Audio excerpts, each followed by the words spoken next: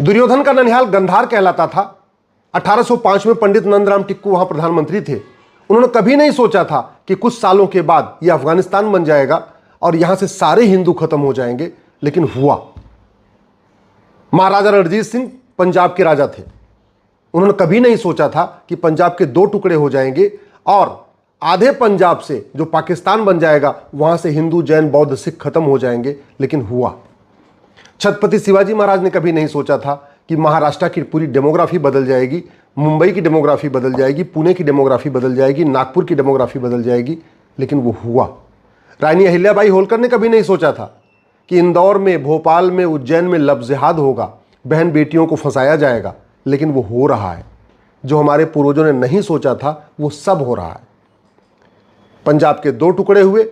जो पंजाब भारत के पास है वहां सब कुछ ठीक ठाक है, लेकिन जो पंजाब पाकिस्तान बन गया वहां हिंदू, जैन, बौद्ध, सिख खत्म हो गए, ब्राह्मण, क्षत्रिय, वैश्य, दलित खत्म हो गए, गांधीवाद, लोहियावाद, अंबेडकरवाद, पेरियारवाद, सारे विचार खत्म हो गए, साम्यवाद, वामपंथ, लोहियावाद, जितने भी होते हैं आइडियोलॉजी सब खत्म हो गई, सारे बिजनेस व्यापार वहां खत्म हो गए।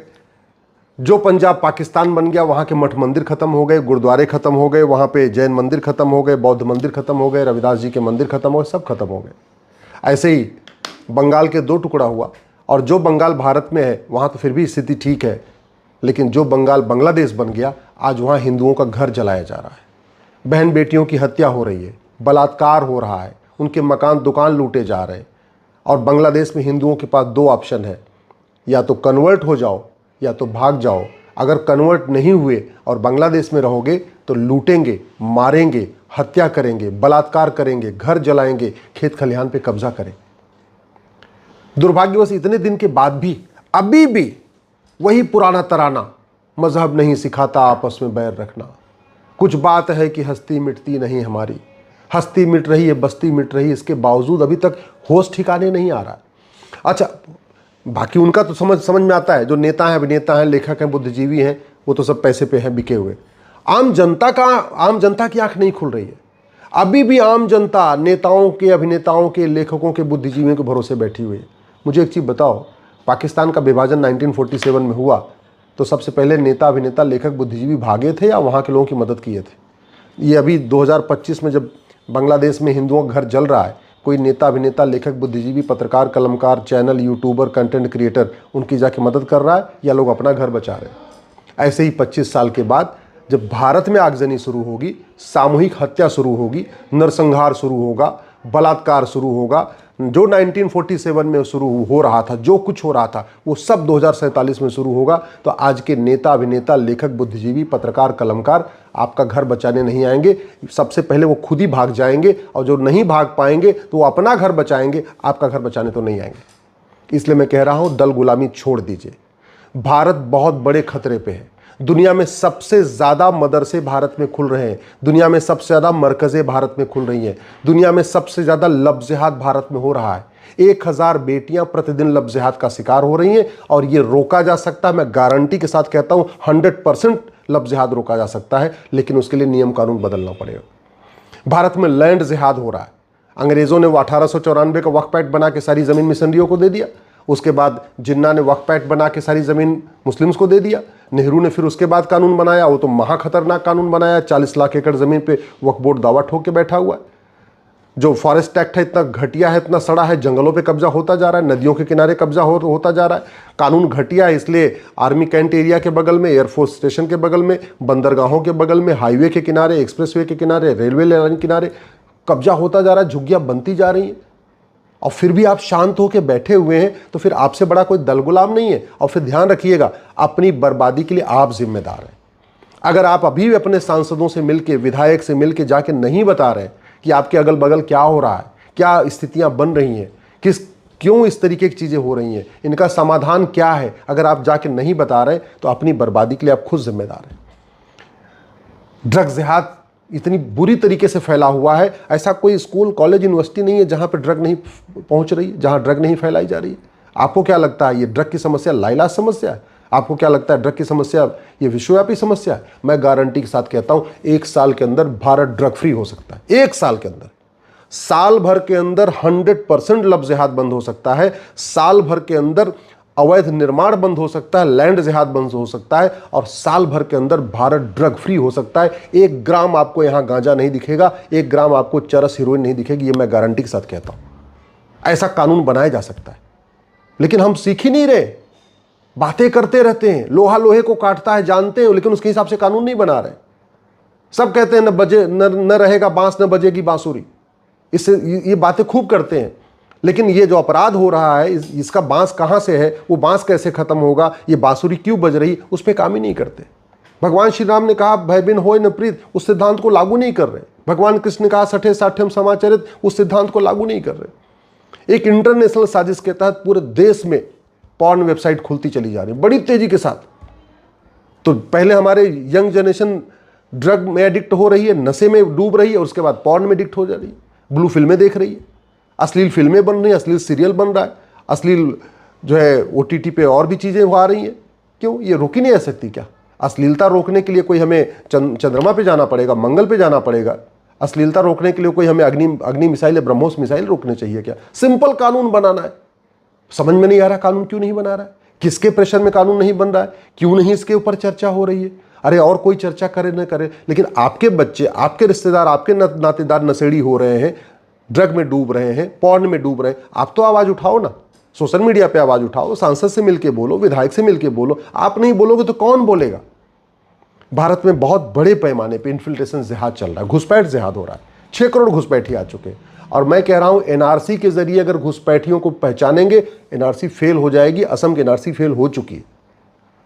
100, मैं कह रहा हूं 90% घुसपैठी अपने आप भाग जाएंगे, केवल कानून बनाना पड़ेगा। अगर हमने घुसपैठ को राष्ट्र की सुरक्षा के लिए खतरा घोषित कर दिया, देश की एकता अखंडता के लिए घोषित कर दिया, घुसपैठियों के मददगारों पे जिस दिन हम NSA लगाना शुरू कर देंगे, UAPA लगाना शुरू कर देंगे, वेजिंग वॉल लगाना शुरू कर देंगे, देशद्रोह गैंगस्टर लगाना शुरू कर देंगे, जिस दिन घुसपैठियों के मददगारों की 100% प्रॉपर्टी जब्त करके नागरिकता खत्म करना शुरू कर देंगे और उनको आजीवन कारावास देना शुरू करेंगे, सारे घुसपैठी अपने आप भाग जाएंगे। घुसपैठियों के मददगारों पे कार्रवाई ज्यादा जरूरी है, घुसपैठी अपने आप भागेंगे। वो 10-20 घुसपैठियों को ढूंढ ढूंढ के कोई फायदा नहीं है। 6 करोड़ है यहाँ पे। आप केवल घुसपैठियों के मददगारों पे कार्रवाई करो, घुसपैठी भागेंगे।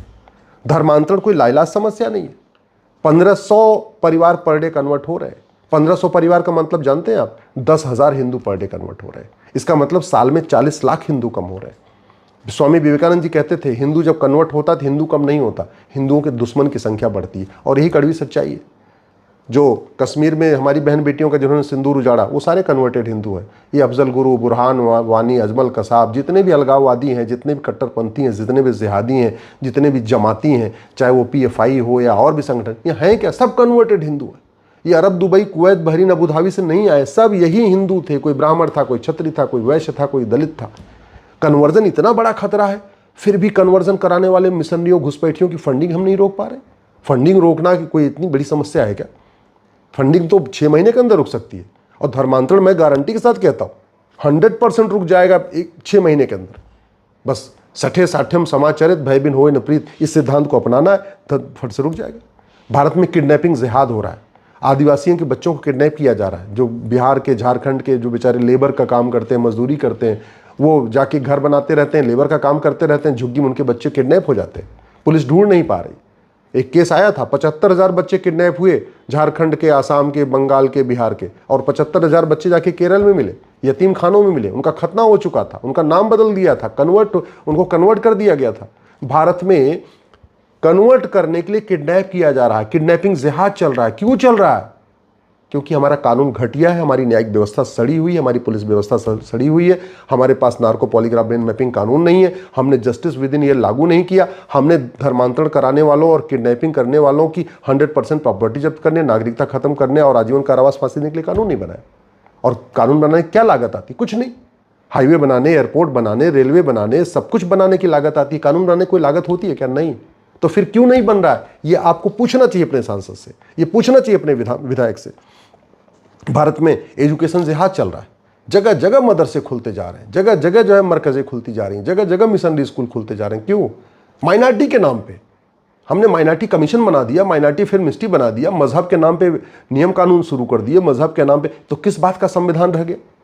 संविधान का तो मतलब ही एक देश एक विधान होता है क्यों नहीं हम माइनॉरिटी कमीशन को खत्म कर रहे हैं, क्यों नहीं माइनॉरिटी फिल्म इंस्टीट्यूट खत्म कर रहे हैं, और नहीं खत्म करना कम से कम माइनॉरिटी को डिफाइन तो कर दे भाई, सेट कर दिया कि भाई पूरे देश में जो 1 लाख से कम जिसकी जनसंख्या होगी जिस कम्युनिटी की, वो माइनॉरिटी कहलाएगा, नहीं तो सब मेजॉरिटी हो गए।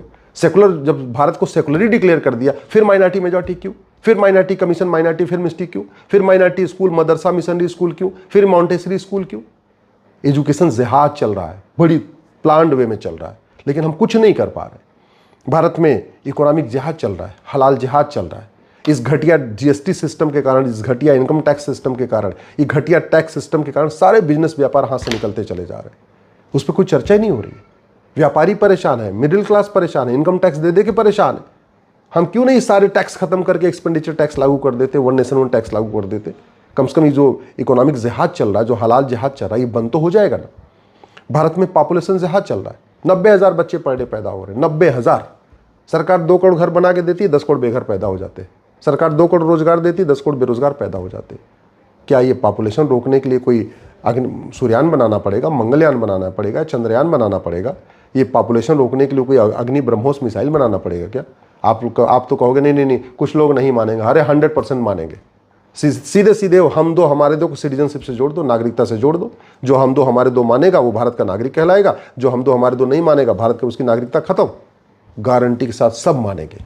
भय बिन होए न प्रीत, सठे साठ्यम समाचरित, लोहा लोहे को काटता है। जब इस सिद्धांत पे कानून बनेगा तब कानून सफल होगा, नहीं तो ऐसे लुंज पुंज कानून बनाएंगे, आईवास वाला कानून बनेगा, फिर कोई कानून नहीं मानेगा।